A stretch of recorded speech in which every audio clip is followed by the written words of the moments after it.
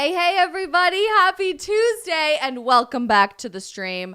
I currently am having I'm clearly not from Florida existential crisis moment because out of nowhere, the heavens opened up and just started pouring buckets of rain outside. I don't think I've ever seen this much rain all at exactly the same time. Here's the thunder. I don't know if you could hear that. It's a little crazy outside. So if you're living in South Florida, don't go drive on the roads right now. It's a little bit psycho. And I occasionally may be peering out the window to evaluate any potential flood damage at my home. Can you tell I'm not used to hurricane season?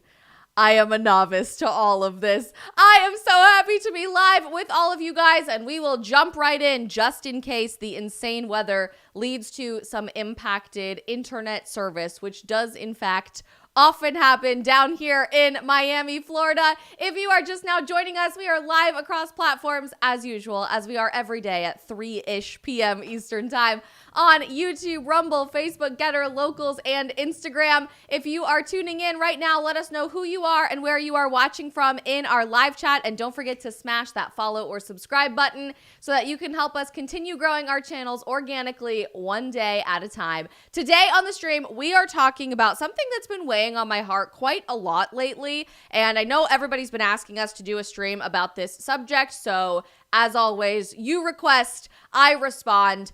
But I'm noticing a very clear discrepancy in how the body positivity movement is conversed and presented to women versus how it is presented and discussed to men. And I recently saw a pretty controversial new Men's Health magazine article come out related to the body positivity movement that shifted the tone a little bit as fatness and fitness collide in how we discuss these topics with men.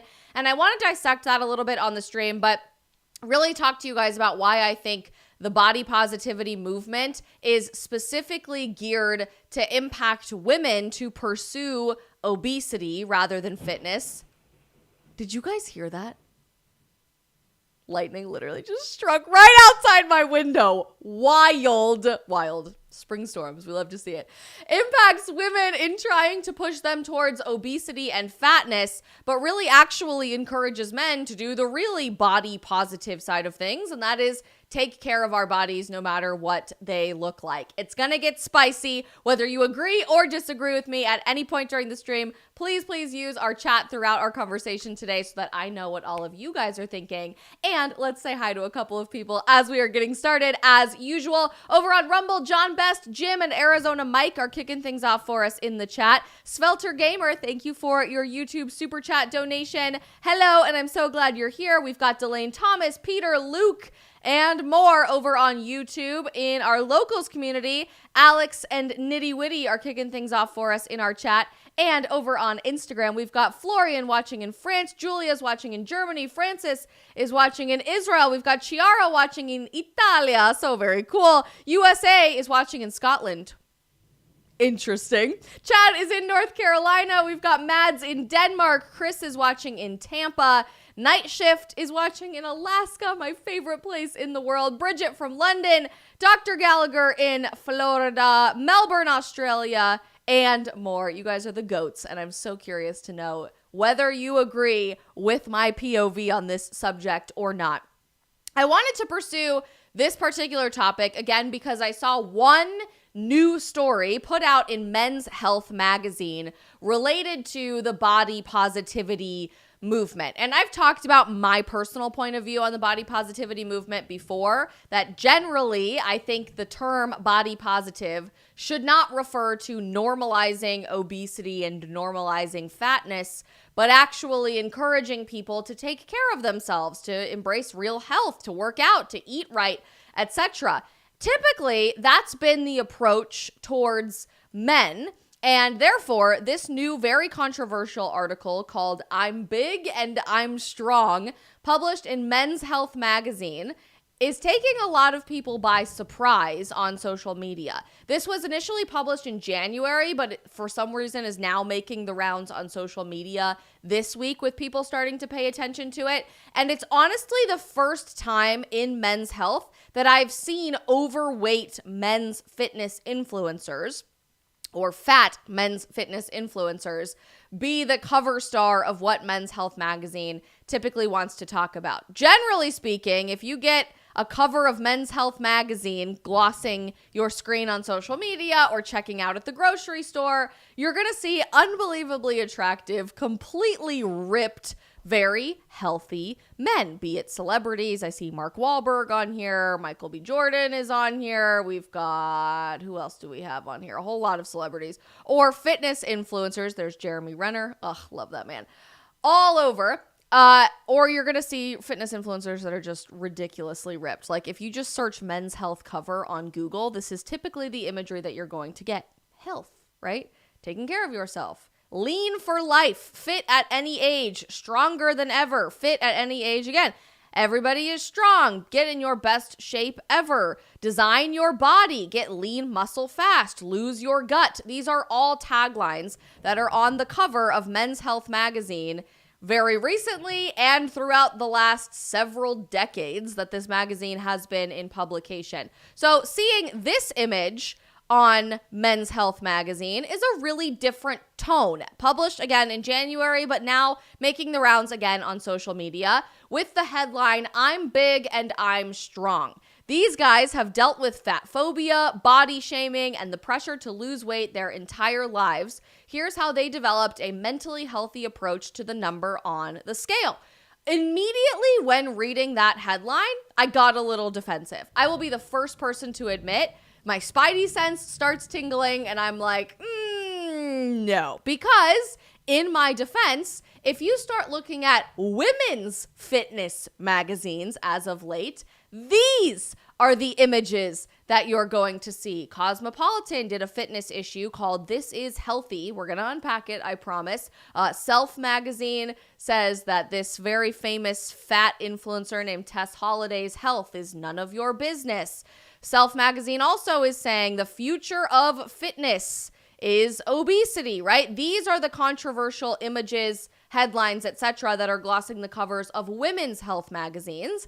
And they are overtly existing with the intention of promoting obesity, not trying to promote actual body positivity and taking care of yourself, but to normalize fatness as fitness. So I see this headline and I immediately think, no, immediately no, not healthy. This is a bad direction for Men's Health magazine to go in.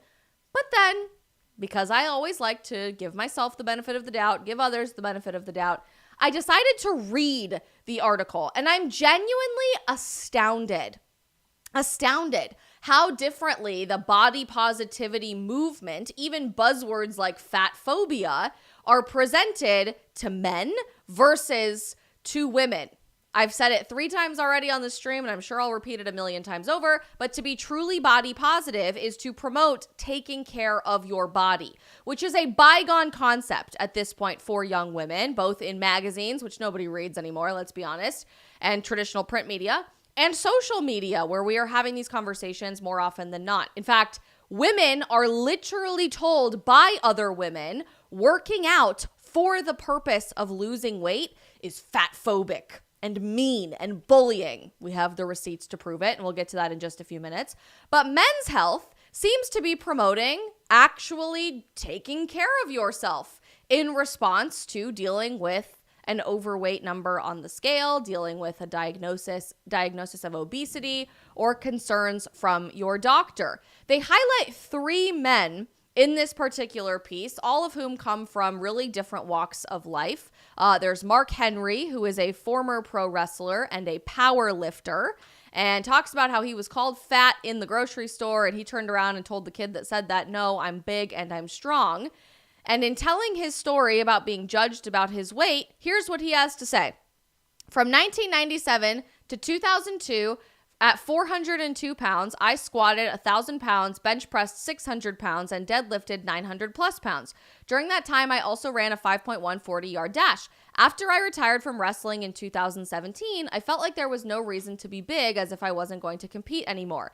Now I'm 330 pounds, 100 pounds lighter than when I was wrestling last. I feel pretty good, other than the injuries I've sustained wrestling. So he's really ridiculously active as a big guy. I mean, his body is a very big body. It has to be a former pro wrestler and a power lifter, etc. But he's actively losing weight. He's not bulking so much anymore, but he's still taking care of his body, and he feels really good. They highlight Roy Belzer, who is a fitness trainer in this article, talking about how I was a larger kid when I was growing up. I've dealt with eating disorders like anorexia, bulimia, orthorexia, etc. Then a few years after that, I got certified as a personal trainer. I want to help people learn how to live a fuller life, live a healthier life, move their body effectively, and to feel better.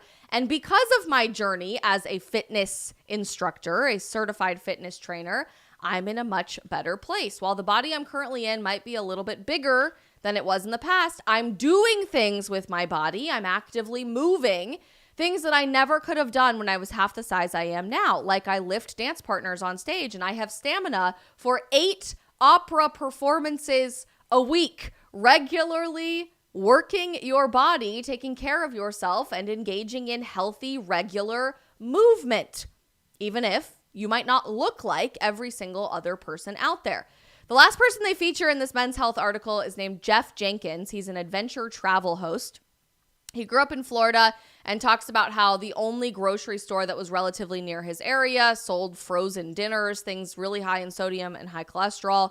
The lowest he's ever weighed was 230 pounds. The most he's ever weighed is 443 pounds. He's talking about his experience with body positivity and trying to discourage people, And he talks about specifically this: I want to bring humanity back to people. I am having a human experience. I am not here to promote obesity. That in and of itself could never be published in a women's health magazine or a women's fashion magazine or a women's lifestyle magazine or Instagram account or TikTok account, because women have to constantly promote obesity. Don't take my word for it. We have the receipts to prove it. But you could never say in a women's health magazine, I'm not here to promote obesity. I'm here to encourage people to live life no matter what size they are.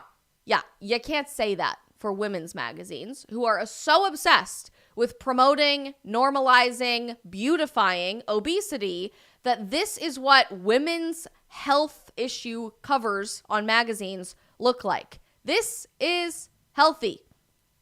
This is healthy. 11 women on why wellness doesn't have to be one size fits all. Self magazine a few years ago published this, announcing our 2022 Fitness Advisory Board, the relentless reality of anti-fatness in fitness, the future of fitness. The future of fitness is inherently fatness, obesity, being overweight, because that's beautiful now. That's what we have to put on magazine covers now.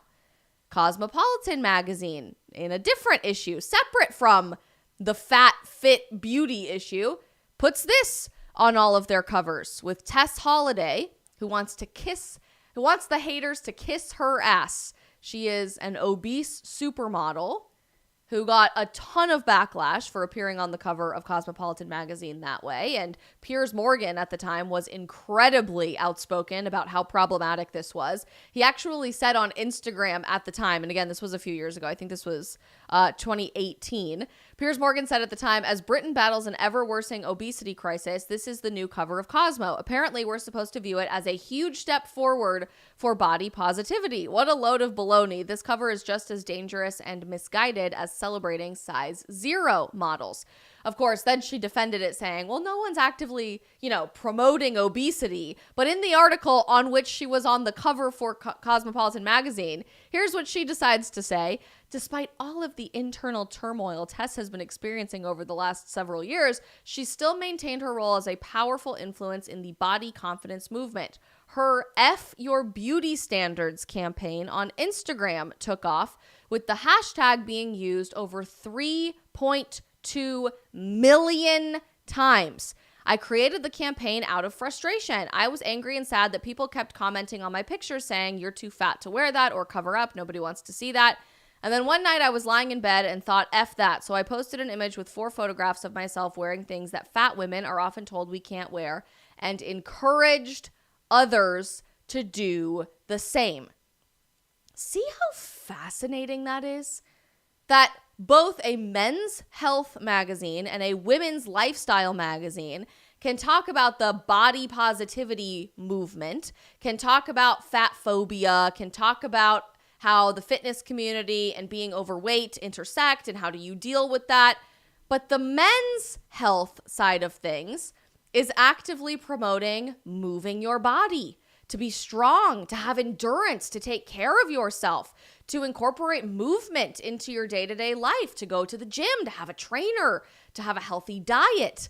Whereas the women's side of things is straight up just telling you this is healthy. This, in and of itself, is healthy. This is the future of fitness, and how there's a unfair, bigoted, relentless reality of anti-fatness in fitness. That this is beautiful.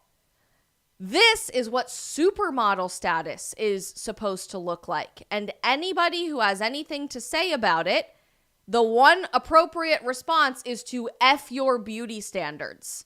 F that. F you. Because I'm perfect just the way I am. It is remarkable to me how different these two messages are and how impactful their message is on the people who are inheriting this type of response. Because when you are telling someone everybody looks different, not just everybody, but every body looks different. Everybody has a different journey in fitness. Everybody has a different approach to how they want to take care of themselves and be healthy, but we should still be healthy. People are going to take that and run with it. I see it all the time with young men on social media in particular. But if you tell people they are perfect just the way they are, if you tell people that obesity should be normalized, if you tell people that unhealthy behavior is now healthy, they will run with that. And we are creating an even bigger gender discrepancy than anybody ever thought possible on this issue, day by day by day. I see more of this outside of magazines and traditional publications, but instead on social media with every passing day. Men who create weight loss inspiration accounts or fitness inspiration accounts on TikTok, for example, are publicly applauded. Their comment section is like, way to go, man. I'm so proud of you. This is so inspiring. I need to go to the gym today. This is so incredible to behold when they go on a path from obesity and unhealthy behavior to regularly exercising, taking care of themselves, and incorporating fitness and health as a regular part of their life. Women who try to post exactly the same journey, going from obesity and unhealthy behaviors to fitness and health, are regularly berated and shamed on the internet for doing that. In fact, the only way, really, as a young woman, to get positive comments, reaffirmation, and acceptance from people on the internet is to say, I'm obese and I'm proud of it. I'm fat, I'm here, I'm in the way. Everybody else get the F out of my path because I need to take up more space. Literally. That's the only way to have a positive response as a young woman approaching the entire conversation of the body positivity movement. The promotion of obesity, which really for modern feminism, postmodern feminism, is where the body positivity movement has taken off and begun sprinting to impact culture. The promotion of obesity towards women is truly out of control, to the point that working out and moving your body is actively being labeled today as fat phobic, bullying, hateful, antiquated behavior that we need to rid from society. Don't take my word for it. We have the receipts. Cool. So you will have to situate yourself. Is losing weight for your health fat phobic? When I've had health issues, the first things I've been told is to lose weight. Losing weight does nothing for your health. Losing weight, did you hear that? Losing weight does nothing for your health. Nothing for your health. If I were to tell someone to improve their health, I would tell them to exercise more, to eat more nutritiously, and to lower their stress levels. But the weight loss is a byproduct of those things. Weight loss should not be the focus of your health journey. Weight loss should not be the focus of your health journey. Losing weight does nothing. Losing weight does nothing for your health, and you are fat phobic if you want to incorporate that into your life.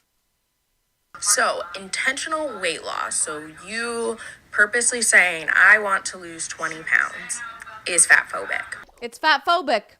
Sorry. That's just the way it is, ladies. If you purposefully say, I want to lose 20 pounds, which depending on who you are, might be a very necessary step in a health journey, or even just a goal for how you want to look, you are fat phobic. And they're not alone. There are thousands upon thousands of these videos.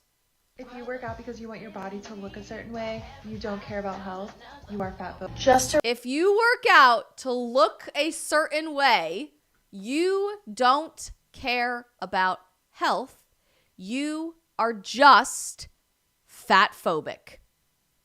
Mr. J says in our chat, losing weight literally does help. It literally does help. How insane. It is insane. It is all insane. So we're actively vilifying moving your body, making fitness a normal part of your life, working out, exercising. And that has become so prominent that other creators, largely on TikTok and Instagram, are now going a step further to promote, glorify, normalize, beautify obesity. There is a massive, massive community of plus size influencers, fat positive influencers, obese positive influencers all over the internet who grace my For You page on the regular, like almost every single day. And it is now beautiful and normal to promote obesity. A reminder that I am very fat and very sexy. Oh, I don't know what's happening there. Hang on. We'll fix it. Way you don't care about health, you are fat phobic. Just a reminder that I am very fat and very sexy. And I am 100% glorifying obesity. And there's nothing you can do about it. I am 100% glorifying obesity because I'm fat and there is nothing you can do about it. So we're just admitting that at this point, right? We're all just comfortable saying that part out loud now. We are glorifying and normalizing obesity. Maybe it's also not just normal, but it's a good idea for the future, just in case we have a zombie apocalypse, for example. You know why being overweight is one of the smartest things you could do? Just imagine a zombie apocalypse and there's no food left. Overweight people keep all the food in their belly. Therefore, they would live longer than people who aren't overweight. I'm 99% sure. Don't take my word for it, but I'm 99% sure that's not how food fat storage works in your body. Like, there's not a magical little kangaroo pouch in your tummy that you can just pull food out of to feed yourself in a situation of a zombie apocalypse. But maybe I'm wrong, chat. You wanna fact check me on that one? If promoting obesity is what it takes to make other fat people feel hot, obviously I'm gonna do that. So yes, I am promoting obesity. Stay mad. Stay mad, haters. Stay mad. Obviously, I'm promoting obesity. What? Thank you so much. I'm Allie, better known for Alweezy, and I'm your certified bad bitch. Yes, because obese women, this is an obese trans woman, are the definition of a certified bad bitch. Say your occupation one more time for us. Just so they can. My occupation is a certified bad. Lovely. My occupation is a certified bad. What does that mean? Can you explain that? It's just a lifestyle. Like, it's, I mean, if you get it, you get it. The rules are there. I mean, I feel like every woman can be a certified baddie. It's just the mindset, and it's a full-time job. Scale of 1 to 10. So let's do that. A fat then. But we're admitting that's what makes you fat, or that's what makes you beautiful. That's what makes you a 10. Being fat is what makes you beautiful. You would never see an actual man, not a man who thinks he's a woman. That's a different category in and of itself. But you will never, ever see an actual man create content like this on social media. Unless I'm just missing something, chat. But I never see men trying to normalize, beautify, glorify obesity the same way I see these videos literally every single day. This seems to be a uniquely female problem, a uniquely female message. You are perfect just the way you are, girl. You are hot just the way you are, girl. Fatness is what makes you beautiful. Obesity is what makes you desirable. And if anybody has a problem with that, you need to get out of the way.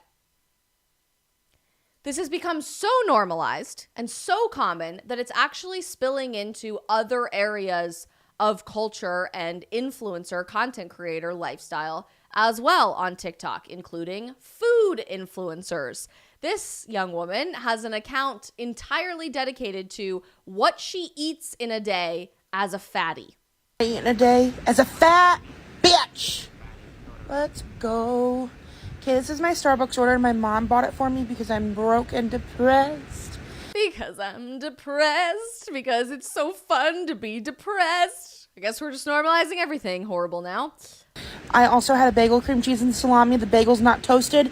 The bagel's a cream cheese vehicle. I don't know what you want me to tell you. The shit's delicious. Eat it. The bagel is a cream cheese vehicle. Not toasted bagel. That is a crime. That is a crime against humanity, and I would like to register that with the appropriate authorities. Also, yes, the bagel is a vehicle for cream cheese. You guys know me. I'm very passionate about my bagels. But if it's the right bagel, the bagel and the cream cheese complement each other. It's not a second fiddle, okay? Damn, I recorded a lot of that shit today. Okay. I didn't record lunch because I'm a disappointment, but this is in fact spaghetti, but I ran out of Parmesan, so there is indeed sharp cheddar cheese on it with mushrooms because that belongs on spaghetti. Goodbye, love. What I ate. There are other fat food influencers who make an entire living, an entire following, a brand off of posting what they eat on TikTok every day to stay fat. This girl's videos say, what I ate today as a fat. Day 76. 76. Today as a fat. For breakfast, I had a double cheeseburger. Here's how many calories that they say it has, but 1,300 calorie double cheeseburger. I don't freaking believe them. I had maybe a gallon of ketchup. I'm not even, okay, I'm lying. I had some fries, a Diet Pepsi. I'm watching my figure, so I didn't eat it all.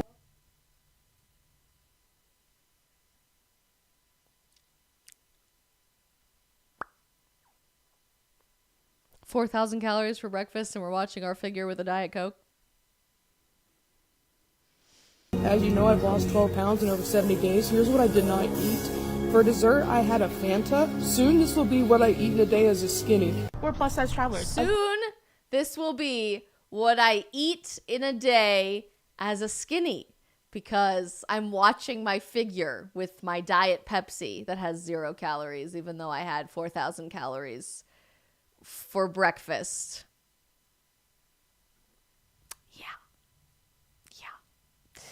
Not only is this in the realm of food influencers now, but travel influencers too. There are massive accounts with millions upon millions of views, comments, likes, followers, etc.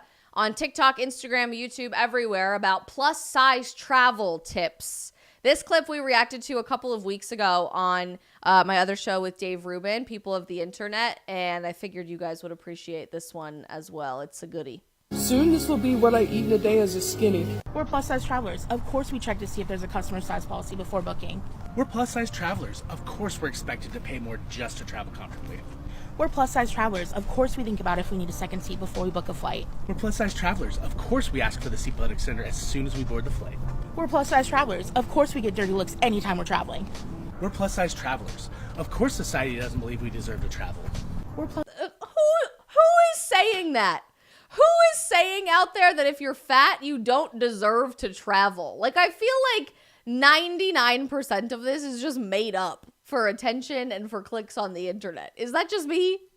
Plus size travelers. Of course we can't use the tray table on a plane. We're plus size travelers. Of course we have to look through tons of pictures just to see if a place is plus size friendly. We're plus size travelers. Of course we have to walk sideways down the plane aisle to make sure we don't hit you with our ass. We're plus size travelers. Of course we can't use the airplane lavatory comfortably. We're plus size travelers. Of course we have to do hours of research just to go somewhere. We're plus size travelers. Of course we use apps like Seat Guru to navigate travel in a bigger body. We're plus size travelers. Of course we check the weight limits on like almost everything. We're plus size travelers. Of course we have to worry about weight-based discrimination. We're plus size weight-based discrimination. We are plus size travelers. Of course we have to worry about weight-based discrimination. It was a different person running a different account, but also just recently, based on videos like this one, people are demanding that plus size travelers receive a second seat for free on the airlines. I don't know how often you guys fly. I fly multiple times a week. It is already so unbelievably, ridiculously expensive. I can't even imagine what this is going to look like in the next few years. Travelers. Of course we bring compression socks on all of our trips. We're plus size travelers. Of course we can't find our sizes in souvenir shops. We're plus size travelers. Of course we get an extra pat down at security. Have you been dying? Of course we get an extra pat down at security. I saw this one on my TikTok For You page the other day. Anybody thinking about taking a trip to Universal Studios this summer, either in Orlando or Los Angeles? This account is dedicated to showing you which rides will or will not discriminate against you, whether or not you will fit in the roller coaster harness. To ride Harry Potter and the Forbidden Journey at Universal's Islands of Adventure, but you weren't sure if you'd fit. Hey everyone, we're plus size park hoppers, and we range in sizes from 2X to 5X. Make sure you like this video and follow us from our plus size tips and tricks. On this ride, you enter through the castle gates and down the familiar passageways and corridors of Hogwarts. We highly recommend trying the test seats in the front of the ride. The ride vehicle consists of one row with several seats. The seats are molded, which can be uncomfortable if you have larger hips or thighs. The safety mechanism for this ride is a chest restraint. Katie in the blue skirt wears a size 3X top and 22 pants, and her hips are 65 inches. The team member was nice enough to help us with the test seat, but unfortunately, even with some pushing, Katie was not able to get the green light for this ride. That looks so uncomfortable. Does it not? Great ride. Total side note. Love that ride. If you've never had a chance to do it, it's amazing. But that looks so uncomfortable. But you have to stay that way, because you've created an entire brand for yourself of being a plus-size park hopper, right? This is how you make a living. So, yeah, you're glorifying and promoting this, and you have to personally say that way yourself. But in what world does this look comfortable to live like that? My name is Stephanie and I am wearing the gray shorts. I wear a size 2X top and size 20 pants, and my hips are 60 inches. With some help from the team member, I was able to get the green light on this test seat. It definitely wasn't the most comfortable seat ever, but it wasn't the least comfortable at Universal either. I have been on this ride before and it was pretty cool, especially if you're a Harry Potter fan. One thing to keep in mind is that there is a moving walkway to get into the ride vehicle, so you will have to situate yourself while the ride is moving. There is a non-moving transfer station as well if you do have trouble with moving walkways. This ride is very similar to Soarin' at Disney World in the way that you're looking at a screen while in a moving vehicle. If that's something that would give you motion sickness, this ride might not be for you. We hope that these tips help and that you enjoy your forbidden journey. That's comfortable. So you can't work out. You can't exercise because if you exercise, you hate fat people. If you are intentionally trying to lose weight, you are fat phobic. You're an evil, mean bigot. You also can't exercise because actually being fat is beautiful. Being obese is beautiful. Being plus size is supermodel status today. And it's up to women everywhere to glorify and normalize obesity. And it's not enough to just glorify obesity as a beauty standard. We now have to incorporate this as the normal baseline status for every other part of female existence, in food influencers, in what we eat, in travel influencers, in how airplane companies and roller coasters and amusement parks cater all of their offerings to you. We are pretending because progress and inclusion and diversity, this thin veneer of everything the left claims to stand for, we are pretending like these lies don't impact people's health. More specifically, women's health, because that's who all of this messaging is being impacted towards. We're pretending like this doesn't impact people's health and lives, but it does. YouTuber Blair White recently had a video go massively viral on TikTok exposing the results of these lies, and this will probably shock you. Just because I'm fat, that doesn't invalidate the things that I say. She died. You ready to get supersized? She died too. Today I got the big Fruit Loop. He's dead. Join me on my Fat Positive radio show, which didn't last long because she died.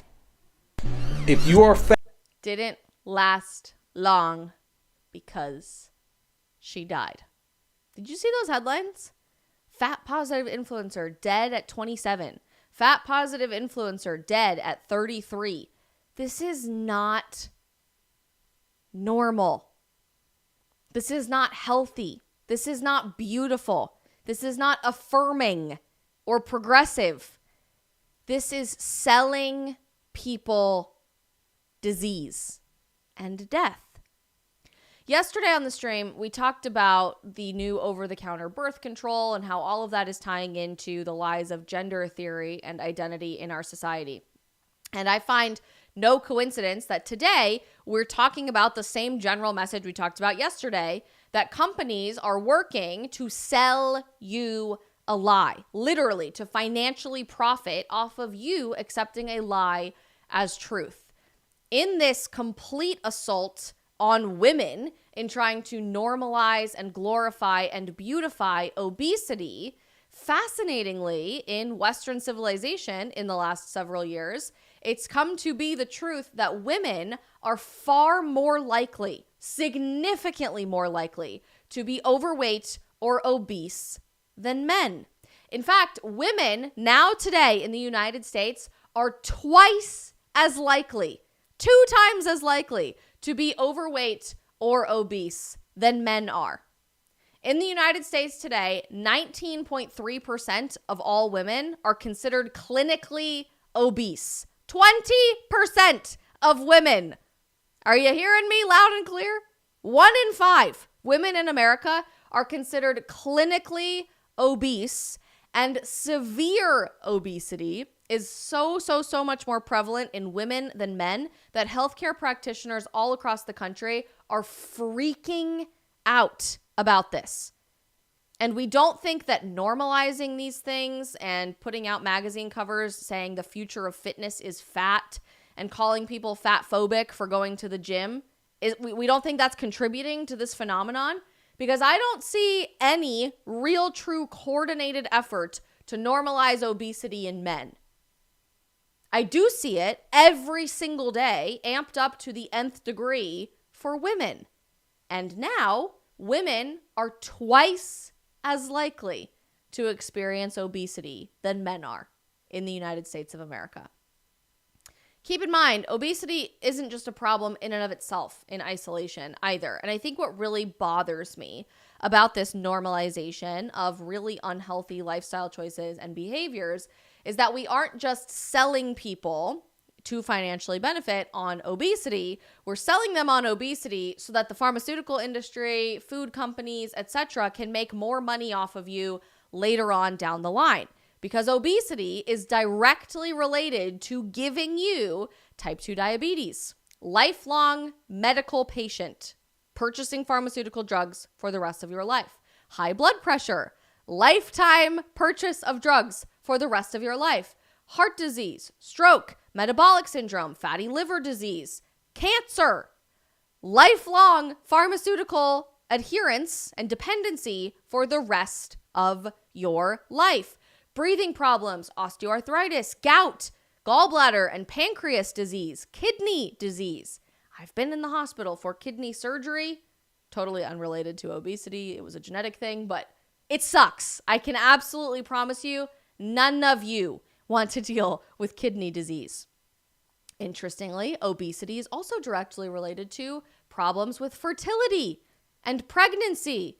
And just as a fun little reminder, the United States fertility rate last year fell to a record low.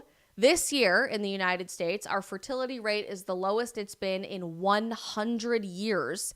And 2/3 of the world's countries now have childbirth rates below the replacement rate, meaning we literally cannot replace our own population. And we don't think that rampant obesity in society, where 20% of American women are dramatically, disgustingly, unhealthily overweight, is contributing to that? Of course it is. Of course it's contributing to fertility and pregnancy problems. It contributes to sexual function problems, and maybe most uncovered and untalked about, not talked about, least talked about, I don't even know. Maybe the least talked about side effect of all of this is a massive increase in mental health problems. And I don't think it's a secret. I don't think any of us can deny, looking around at our postmodern society today, that the number one thing we are struggling with as a society is mental health, is depression, is anxiety, is suicidation. Maybe it's stupid and silly, but maybe Elle Woods was right. Maybe working out, exercise gives you endorphins, and endorphins make you happy and less likely to experience depression, anxiety, suicidation, substance abuse, or every other physical health problem that is directly caused by or contributed to by obesity. We are selling lifelong dependency on the pharmaceutical industry to women. We are selling infertility. We are selling pregnancy issues. We are selling depression, anxiety, and suicide to women, not just in what we talked about yesterday with birth control and gender transition, but with normalizing and glorifying behavior that should not be normal or beautiful. And I want to leave you with this because, yes, all of this is true and it's harsh. It's hard to hear sometimes. But the key takeaway is really simple. And it might be hard to hear, but the truth is rarely easy to hear. You, no matter who you are, what the number on the scale looks like, what you look like, what size of clothes you wear, you are beautiful in your own skin. You are created as a unique, unparalleled, unmatched individual. So yes, all of our bodies are going to look different. All of our numbers on the scale are going to look different. Not everybody is going to be a size 0, and that's not always healthy in and of itself. But even though our bodies look different and you are beautiful in your own skin, that does not mean you are perfect just the way you are. None of us are perfect just the way that we are. Jordan Peterson has been talking about this a lot lately from a mental health and mental fortitude perspective, that our society's constant lie towards individuals that they are perfect just the way they are stunts all of our growth as individuals and as a society. Because if you look at a teenager or a college student or a young person in their life and you say, you're perfect, you don't need to accomplish anything, they will never grow. They will never challenge themselves. They'll never put themselves in hard situations for the opportunity to grow outside of their comfort zone. They will never accomplish anything meaningful in their society or in their own personal individual identity in life. The same thing can be said for our physical health as well. None of us, with maybe the exception of David Goggins, but even him, none of us are perfect the way that we are. And it doesn't matter if you're a size 12 or 20 or 2. None of us are ever going to look exactly the same way, and I don't think anybody reasonably is expecting that of us. But I do think the loudest voices promoting beauty, promoting health, promoting wellness, promoting what actual body positivity is, should expect that at the very least, we don't accept ourselves as perfect, that we get up the next day and we try a little bit harder. Our bodies are not going to look exactly the same. And that's okay. That's beautiful because we are created to be individuals. I'm the first person to admit there's a whole lot that I would like to change about how my body looks. And I'm trying to get there. I hit the Pilates studio this morning in the process, and I'm not as consistent as I would like to be. I eat crap junk food every once in a while, just like everybody else, although I'm trying really hard to be more consistent in what I put into my body. I am not a 00. I have a good amount of body fat that I'm working on getting rid of, and I am the first person to admit that. If you look at a picture of me in a pair of short shorts and a sports bra, I am not going to look like Riley Gaines.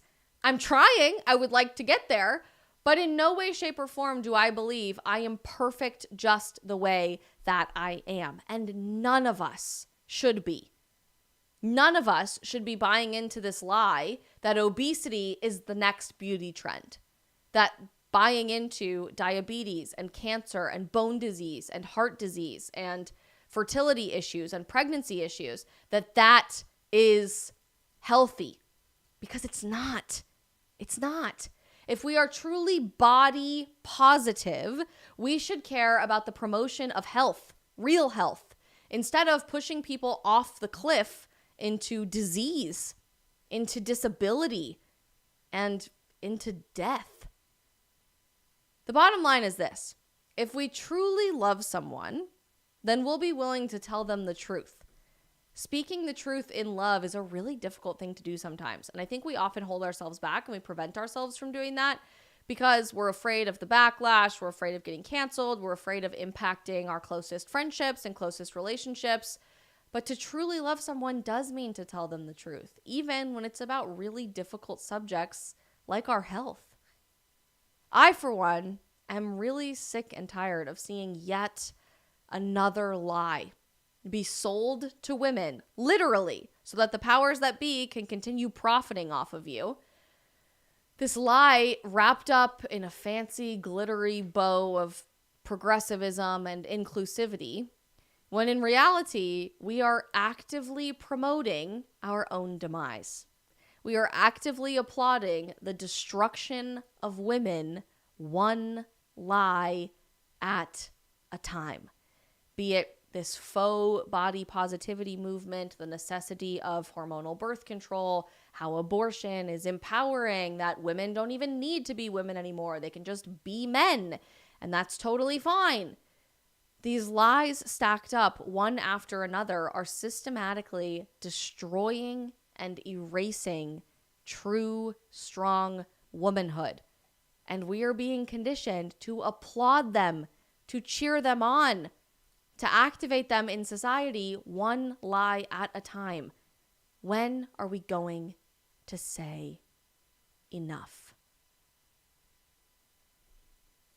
I don't know. But it's up to us to make it happen, one person, one courageous person, telling the truth in love at a time.